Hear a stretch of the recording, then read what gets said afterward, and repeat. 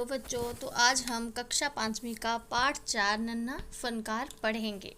तो चलो बच्चों शुरू करते हैं पाठ 4 पढ़ना। नन्हा फनकार। नन्हा होता है छोटा, फनकार कलाकार। तो यहाँ एक लड़के की कहानी बताई हुई है जो अब हम पढ़ेंगे। वह लड़का एक चौकोर लाल पत्थर के पास बैठ गया। उसने जल्दी जल्दी कोई प्रार्थना बुदबुदाई और शैनी हथौड़ा उठाकर अपने काम में जुट गया। तो एक लड़का था, चौकोर सा पत्थर था उसके पास, बैठ गया वो, और उसने जल्दी जल्दी कोई प्रार्थना, मुंह में बुदबुदाई होता है बेटा, मुंह में बड़बड़ाना, धीरे धीरे कुछ बोलना, और उसने अपने शैनी हथौड़ा उठाकर अपने काम में वो जुट गया। कुछ दिन पहले ही उसने इस पत्थर पर घंटियों की कतारें होती हैं, पंक्तियाँ, लाइन और कड़ियाँ उकेरना शुरू किया था। लड़के ने एक अध्वनि अधूरी घंटी पर छेनी की नोक टिकाई और सावधानी पूर्वक हथौड़े से घंटी पर नक्काशी करने में जुट गया। बोलते हैं कि कुछ दिन पहले ही उसने पत्थर पर घंटियों की कतारें और कड़ियाँ उकेरी और लड़के ने एक अधूरी सी घंटी पर शैनी की नोक टिकाई और सावधानी पूर्वक हथौड़े से घंटी पर नक्काशी करने में जुट गया। वो हथौड़े से घंटी पर क्या करने लगा? कलाकारी, नक्काशी, कुछ चित्रकारी वो करने लग गया था। हथौड़े के बाहर से पत्थर पर जो कटाव उभरता उससे पत्थर की किरचें छितरा जाती और वह आंखें सिकोड़ लेता। जैसे ही वो हथौड़े का वार पत्थर पर करता था और पत्थर से क्या होता था, छोटे छोटे कंकड़ जो थे उससे निकलते थे, जो कि उसकी आंखों में पड़ने वाले होते थे। जैसे वो उससे आंखें अपनी सिकोड़ लेता कि ताकि मेरी ये आंखों में ना पड़े। साथ साथ धीमी आवाज़ में वह कुछ गुनगुनाने भी लगता है। साथ साथ वो काम करता और धीमी धीमी आवाज़ में कुछ वो मन में गुनगुनाता भी है।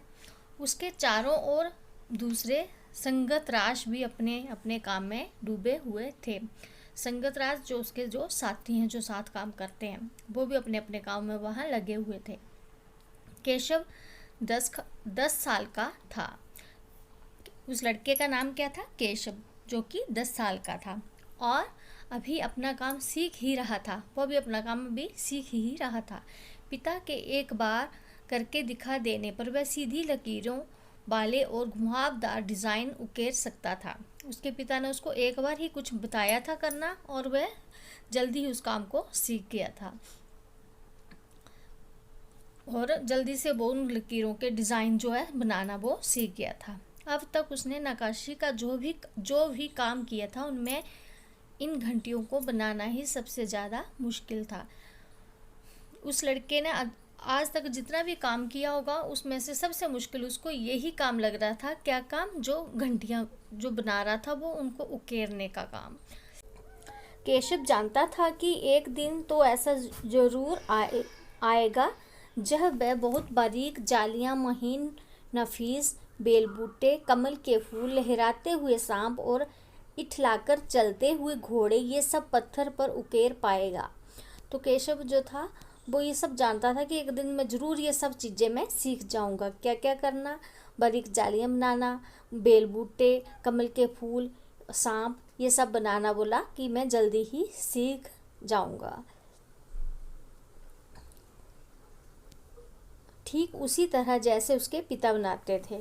कई साल पहले जब वह पैदा भी नहीं हुआ उसके माता पिता गुजरात से आगरा आकर बस गए थे। कुछ समय पहले बोला जब वो अभी पैदा भी नहीं हुआ था और उसके माता पिता जो थे गुजरात में आकर बस गए थे। बादशाह अकबर उस वक्त आगरे का किला बनवा रहे थे और केशव के पिता को यही काम मिल गया। फिर वो जब गुजरात आ पहुँचे तो उसमें क्या था, बादशाह जो अकबर थे वो उन्होंने किले का काम लगा रखा था और उनके पिता को, केशव के पिता को वही काम मिल गया था। केशव का जन्म भी आगरे में ही हुआ था। उसे गुजरात के पुश्तैनी गांव जाने का तो कभी मौका ही नहीं मिला। आगरे की गलियां और अब सीकरी बस यही उसका घर था। बोला कि उसके जन्म के बाद उसको अपने गांव गुजरात जाने का मौका नहीं मिला था, वो वहीं रहता था। कहाँ? आगरा में ही। चारों ओर हो रही सैनी हथौड़ों की ठक ठक खड़ खड़ के बीच केशव को किसी के कदमों की आहट भी ना सुनाई पड़ी, इसलिए अचानक कानों में एक आवाज़ पड़ने पर वह चौंक गया। चौंक जाना, हैरान हो जाना। माशाल्लाह, ये घंटियाँ कितनी सुंदर हैं, और तुमने खुद बनाई है। अब वो अपने काम में बिजी था, उसको नहीं पता चला कि कौन आया, किसकी आवाज़ हुई, और अब वो अपने जैसे ही काम में व्यस्त था, उसको अचानक से एक आवाज़ सुनाई पड़ती है, और वो एकदम से आवाज़ सुनकर डर जाता है, चौंक जाता है। ये घंटियाँ कितनी सुंदर है। उन्होंने पूछा, ये माशाल्लाह, ये घंटियाँ जो हैं कितनी सुंदर हैं, क्या तुमने खुद बनाई हैं? पीछे मुड़कर केशव ने आंखें उठाई तो उसे एक आदमी दिखा। जब उसने पीछे मुड़कर अपनी आंखें उठाकर ऊपर देखा तो उसने देखा कि उसके सामने एक आदमी खड़ा था। बेशक मैंने ही घंटियाँ बनाई हैं। उसने बोला, हाँ बेशक मैंने ही बनाई हैं ये घंटियाँ। क्या मैं आपको पत्थरों पर नक्काशी करता नज़र नहीं आ रहा? उसने बोला, क्या आपको दिखाई नहीं दे रहा है कि मैं इन पत्थरों पर मैं ही नक्काशी कर रहा हूँ? देखते नहीं, मैं ही पत्थर को तराश रहा हूँ। आप देख नहीं रहे हो कि मैं ही इन पत्थरों को तराश रहा हूँ? केशव ने बड़ी तल्खी से जवाब दिया। तल्खी मीन्स कि गुस्से से। दिखता तो है, पर तुम इतने छोटे लगते हो ना। वह आदमी हंसते हुए बोला। वो बोलते हैं कि मुझे दिख तो रहा है, लेकिन आप तुम इतने छोटे लग रहे हो कि मुझे विश्वास नहीं होगा कि ये सब काम तुमने ही किया है। मैं 10 साल का हूँ। केशव बोलता है कि मैं 10 साल का हूँ। 10? अच्छा। वह आदमी पास पड़े पत्थर पर बैठते हुए बोला। वो बोलता कि अच्छा 10 साल के, और वो पास में को पत्थर पड़ा था, उस पर बैठते हुए ऐसा बोलता है। तब तो काफ़ी बड़े हो। मैंने भी 13 साल की उम्र में एक लड़ाई में हिस्सा लिया था। तो वो बोलता कि तुम तो काफ़ी बड़े हो, मैंने भी 13 साल की उम्र में एक लड़ाई में भाग लिया था, हिस्सा लिया था। अब केशव उस आदमी को अच्छी तरह देख पा रहा था। अब केशव जो है उस आदमी को अच्छी तरह से देखने लगा। उसकी उम्र रही होगी 30 से ऊपर। उस आदमी की उम्र उसको देखने से लग रहा कि 30 से ऊपर उसकी उम्र होगी। कद मंझोला था। वह सफ़ेद अंगरखा और पजामा पहने हुआ था। कद जो है उसका मीडियम था, न ज़्यादा लंबा था वो, ना ज़्यादा छोटा लग रहा था। और वह सफ़ेद अंगरखा और पजामा, अंगरखा शरीर पे कपड़ा सा ढाला होता है उसको बोलते हैं अंगरखा, और पजामा पहने हुआ था। उसके लंबे बाल गहरे लाल रंग की पगड़ी में अच्छी तरह से ढके हुए थे। उसके जो बाल थे लंबे थे और गहरे लाल रंग की उसने पगड़ी पहनी थी, उससे ढके हुए थे। लगता है कोई बहुत बड़ा आदमी है। केशव ने उस आदमी के गले में पड़ी बड़े बड़े मोतियों की माला और उंगलियों की अंगूठियों को देखते हुए सोचा। उसने अपने जो थी मोतियों की माला पहनी हुई थी गले में, और उंगलियों में अंगूठियाँ पहनी थी। तो उसको देखकर केशव को लग रहा था कि जरूर कोई ये बहुत बड़ा आदमी है। तीखी नाक, बड़ी बड़ी आंखें, होंठों को ढकते हुए नीचे की तरफ आती घनी मूछें। तो उसका पूरा बताया हुआ है, उस आदमी का पूरा हुलिया कि कैसे लग रहा था वो। उसकी बोला नाक जो थी तीखी थी, आंखें थी बड़ी बड़ी, होंठों को ढकते हुए नीचे की तरफ उसकी घनी घनी मूछें थी। केशव उस आदमी के व्यक्तित्व का मुआयना कर ही रहा था कि तभी उस आदमी ने एक नक्काशी की तरफ इशारा करते हुए कहा, इस लड़ी में अभी काफ़ी काम बाकी है। उसने नक्काशी चित्रकारी जो करी हुई थी उसकी ओर इशारा करते हुए बोला कि ये जो बनाई हुई है आपने नक्काशी जो है, इसमें एक लड़ी अभी बाकी है बनाने को। काफ़ी इस लड़ी का जो काम है अभी काफ़ी है। इससे पहले कि केशव कोई जवाब देता, उसने किसी के तेजी से दौड़कर आने की आवाज़ सुनी। इससे पहले उस बात का वो जवाब देता तभी दौड़कर कोई आ रहा था, उसकी आवाज़ सुनी उसने। यह और कोई नहीं, महल का पहरेदार था। वो जो दौड़कर आ रहा था वो कोई और नहीं था, कौन था?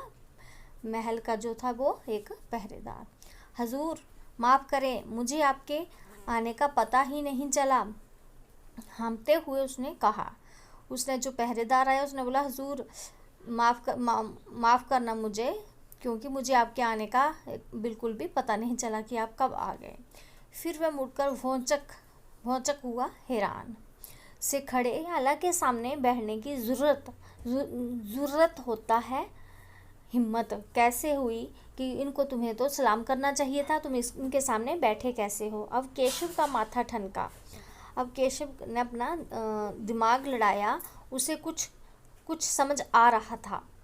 बदवासी में शैनी हाथ से छूटकर नीचे गिर गई। उसको ऐसे हैरानी हुई और उसकी जो शैनी जो थी उसके हाथ से छूटकर नीचे गिरी और वह जल्दी से उठकर खड़ा हो गया। अरे कहीं ये बादशाह अकबर तो नहीं, और बोलता है कि अरे कहीं ये अकबर तो नहीं है, बादशाह अकबर तो नहीं है। यह ख्याल आते ही उसने झुककर सलाम किया और खरगोश किसी कातर नज़रों से अकबर को देखने लगा। उसने उनको झुककर सलाम किया और अपनी नज़रों से वो ऐसे नज़रें झुकाकर उनको धीरे धीरे देखने लगा। यहाँ बताया हुआ जैसे कि खरगोश देखता वैसे ही वह उनको अकबर को देखने लगा। अकबर को पहरेदार की यह दखल अंदाजी भली ना लगी। अकबर को जो थी ये पहरेदार का एकदम से वहाँ पे आना अच्छा नहीं लगा। उन्होंने खींच कर हुआ गुस्से से पहरेदार को वहाँ से जाने का इशारा करते हुए कहा। उन्होंने गुस्से से पहरेदार को वहाँ से जाने के लिए इशारा किया। ठीक है सिपाही, कुछ देर के लिए हमें अकेला छोड़ दो। और बोला कि मुझे कुछ देर के लिए अकेला छोड़ दो। पहरेदार तो चला गया, मगर केशव असमंजस में था कि उसे क्या करना चाहिए। वापिस अपना नक्काशी का काम शुरू करे या बादशाह के हुक्म के इंतज़ार में खड़ा रहे।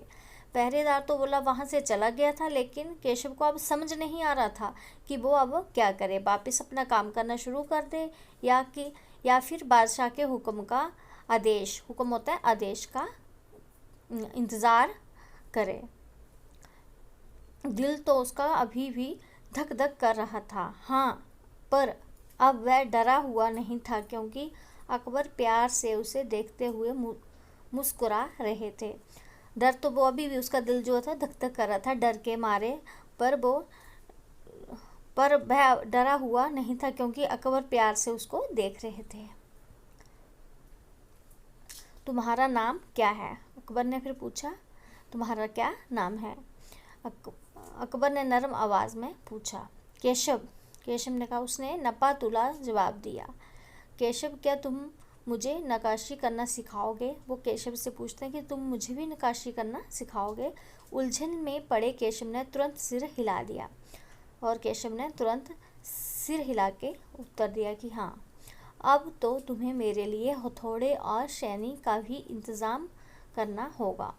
केशव फुर्ती तेजी से अपने पिता के पास भाग गया और उनका शैनी हथौड़ा उठाकर उल्टे पांव लौट आया। उल्टे पांव जल्दी से जाना और वापस आ जाना। दोस्ताना अंदाज में अकबर केशव के पास ज़मीन पर बैठ गए। दोस्तों की तरह वो जो था अकबर जो था ज़मीन पर ही केशव के साथ बैठ गए और पास में पड़े पत्थर को खींचते हुए बोले, ठीक है, अब बताओ कि मुझे क्या करना है। केशव ने संदेह भरी नज़रों से अकबर की ओर देखा। हुजूर, क्या आप यह सब करेंगे? उसने ऐसे उनकी ओर देखा और बोला कि हुजूर, क्या आप ये सब सच में करेंगे? क्यों नहीं, मुझे तो विश्वास है कि मैं सीख ही लूँगा। तो अकबर बोलते हैं कि क्यों नहीं, मुझे विश्वास है कि मैं भी ये सब सीख लूँगा। नहीं, मेरा मतलब ये नहीं था। केशव सक पका गया। दरअसल मैं कहना चाहता था कि आप इतने बड़े बादशाह हैं, ये ठीक नहीं लगता। उसने कुछ अनमने भाव से कहा। अकबर हंसकर बोले, अच्छा, लेकिन पिछले हफ्ते तो मैंने मिट्टी से भरी डलिया ढोने में किसी की मदद की थी। क्या यह काम उससे भी ज़्यादा मुश्किल होता कठिन? केशव अभी भी असमंजस की स्थिति में था। वह अकबर के पास बैठ गया और उन्हें शैनी पकड़ने का सही तरीका सिखाने लगा। फिर जैसे कि केशव के पिता ने उसे सिखाया था, उसने कोयले के टुकड़े से पत्थर पर लकीरें खींचकर एक आसान सा नमूना बनाया और गंभीरता से का नमूना हो गया चित्र। देखिए, सिर्फ इन्हीं लकीरों को बहुत ध्यान से तराशना है। अकबर ने पत्थर पर शैनी रखी और जोर से हथौड़े से वार किया, जिससे कटाव ज़्यादा गहरा हो गया। अरे नहीं, केशव ने तुरंत गलती पकड़ी। हथौड़े को आहिस्ता धीरे से मारना है, ऐसे उसने करके दिखाया। और हाँ, अपनी आंखें थोड़ी मींच कर रखें, वरना किरचे उड़कर आंखों में चली जाएंगी। किरचे हो गए छोटे छोटे जो पत्थर के कण। अकबर मुस्कुराए, जी हजूर। जवाब में केशव भी मुस्कुरा उठा। वह लगभग भूल ही गया था कि उसकी बगल में बैठा यह व्यक्ति हिंदुस्तान का बादशाह है। एक अनाड़ी से व्यसक पर अपने काम की धाक जमाने में उसे मज़ा आ रहा था। वह बड़े ध्यान से देख रहा था कि अकबर किस लकीरों को उकेर रहे हैं। बादशाह से जरा भी चूक हो जाने पर फौरन उसकी त्योरियां चढ़ जाती। काम करते करते अकबर पूछ बैठते, केशव सही नहीं है क्या? और केशव सिर हिलाकर अपनी असहमति जता देते।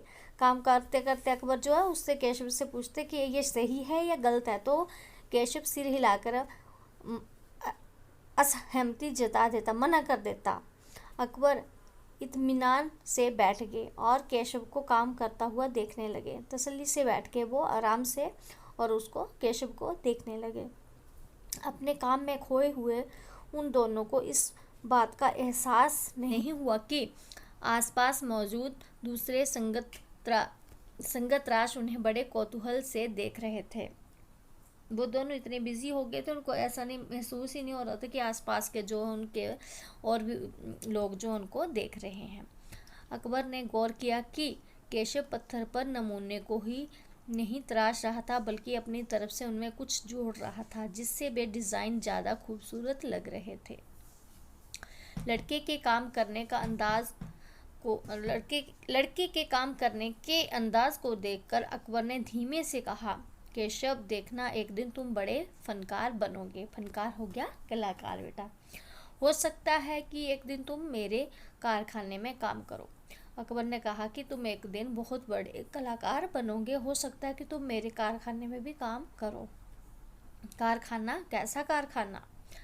बस एक बार ये महल तैयार हो जाए और लोग आगरा में आकर यहाँ रहने लगे, तब मैं कारखाना बनाऊंगा। इन कारखानों में मेरी सल्तनत के सबसे बढ़िया फनकार और शिल्पकार काम करेंगे। चित्र बनाने वाले कलाकार, गलीचों के बुनकर, संगतराश, पत्थर और लकड़ी पर नक्काशी करने वाले शिल्पकार सभी वहाँ काम करेंगे। केशव का चेहरा चमक उठा।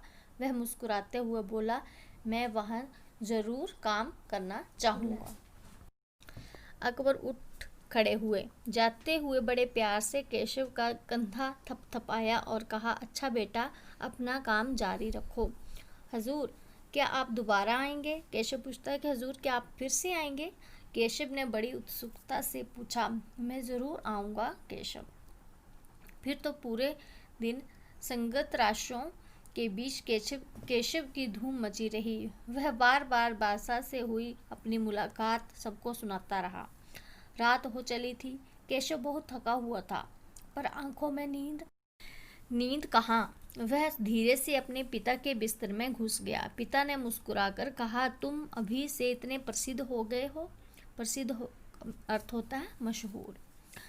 बादशाह सलामत ने कहा है कि एक दिन मैं बहुत बड़ा कलाकार बनूंगा। अपने सिर को पिता की बाहों के सहारे टिकाकर केशव धीरे से बोला, हमारे बादशाह बहुत ही नेक इंसान हैं। बिल्कुल सही, पिता ने कहा। कुछ सोचकर केशव ने पूछा, बाबा एक बात बताओ, बादशाह के पास आगरा में एक से बढ़कर एक खूबसूरत महल है, फिर वे सिकरी में यह शहर क्यों बनवा रहे हैं? पिता ने कुछ याद करते हुए बताना शुरू किया, हाँ बेटा, बादशाह का आगरा बहुत सुंदर शहर है, पर सिकरी में नया शहर बनवाने का भी एक खास कारण है। मैंने सुना है कि जब बादशाह अकबर की कोई संतान नहीं थी, इस वजह से वे हर वक्त परेशान रहते थे। वे बहुत से साधु संतों और फकीरों के पास गए। भटकते भटकते बादशाह ख्वाजा सलीम चिश्ती के पास सिकरी आए। उन्होंने ही बादशाह को बताया कि उनके एक नहीं तीन संतानें होंगी। शहजादा सलीम, मुराद और दनियाल। केशव ने चहकते हुए कहा, बिल्कुल सही। बादशाह ने ख्वाजा सलीम चिश्ती के सम्मान में सिकरी में नगर बसाने का फैसला लिया था। केशव ने कहा, अच्छा अब समझा, इसलिए बादशाह अकबर ने अपने बेटे का नाम सलीम रखा है। हाँ, और इसी कारण हम यहाँ एक नए शहर के लिए पत्थरों को तराश रहे हैं। हु केशव उनीदी आवाज में बोला। पिताजी ने देखा कि उनका लाडला बेटा सो गया है। तो बच्चों, ये था पाठ 4, नन्हा फनकार।